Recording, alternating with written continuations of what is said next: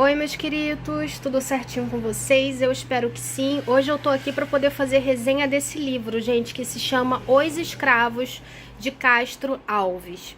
Gente, eu lembro de ter escutado falar sobre Castro Alves, né, na época do colégio, né, e tal, do ensino fundamental, ensino médio, mas eu não lembrava das obras dele, sendo bem sincera. Então, assim, Pra mim, o livro inteiro praticamente foi uma novidade. O único poema que eu realmente, ao ler, eu me recordei foi O Navio Negreiro, porque eu lembro que eu estudei esse texto, né? Esse poema,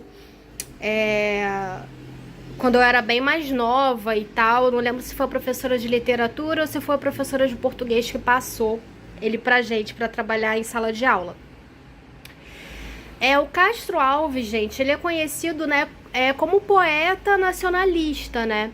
Ele também é o poeta das causas sociais e também é conhecido como poeta dos escravos, né? Porque ele focou bastante o tempo curto, né, de vida e de carreira dele como escritor e tal, como poeta, para falar das causas sociais, né?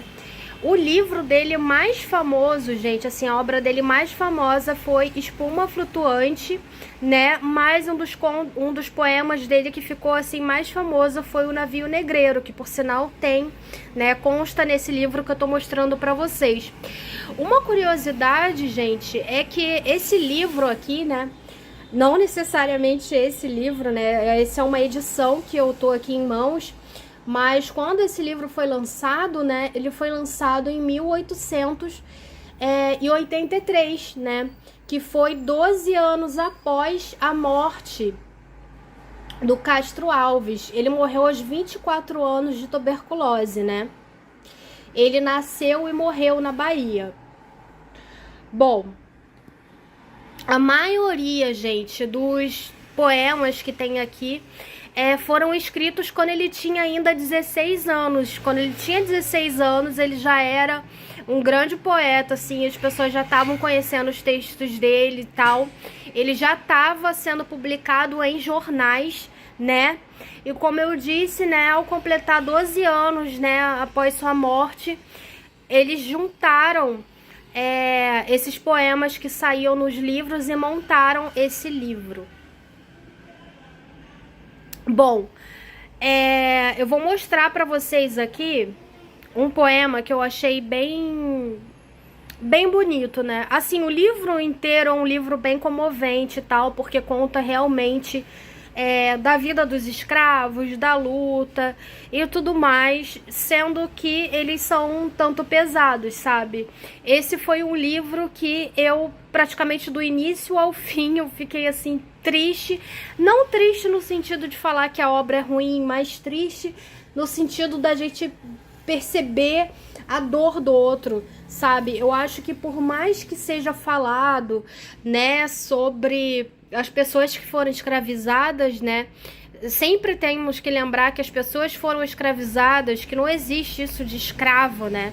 Eles tiraram pessoas, né, normais, como eu, como você, como qualquer outro, da própria terra deles, da própria sociedade deles, né?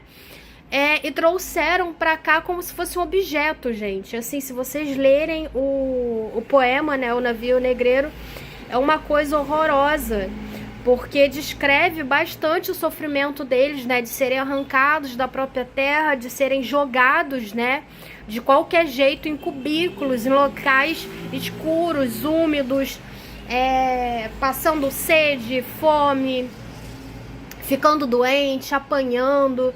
Enfim, uma coisa assim, tipo, muito, muito horrível, sabe? Não tem outra palavra pra falar a não ser horrível, sabe? E assim, uma coisa, tipo, muito, muito cruel mesmo. De todos os dos poemas, assim, de todos que eu li aqui, 2 mexeram mais comigo, mas eu vou ler um só pra também o vídeo não ficar muito longo. Eu vou comentar um dos que mais mexeram comigo, que foi uma mãe que ela tinha tido o filho dela não narra exatamente que idade tinha a criança, mas a criança era tão pequena que nem falava ainda, né?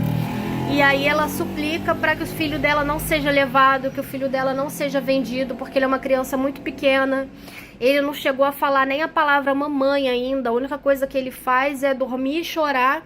E às vezes sorrir para ela, né? Enquanto ela canta, enquanto ela amamenta ele.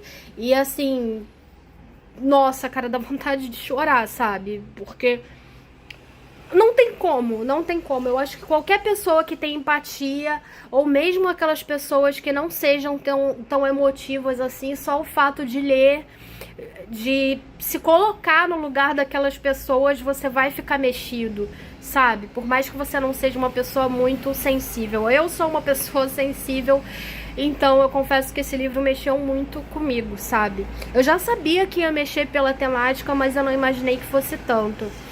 Mas então eu tentei separar aqui um poema que mexesse com a gente, mas que não fosse tão pesado, tão bad assim, para poder ler para vocês. E eu não lembro com certeza, mas eu acho que eu já escutei ele em algum local, ou já tinha lido antes. Eu acho que tem até música inspirado nesse poema aqui que eu vou ler para vocês, que é a Canção do Violeiro. Passa, ó vento de Campinas, leva a canção do tropeiro. Meu coração está deserto o mundo inteiro. Quem viu a minha senhora, dona do meu coração? Chora, chora na viola, violeiro do sertão.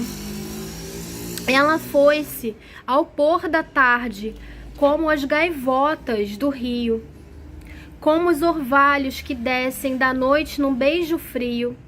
O Cauã canta bem triste, mais triste é meu coração. Chora, chora na viola, violeiro do sertão.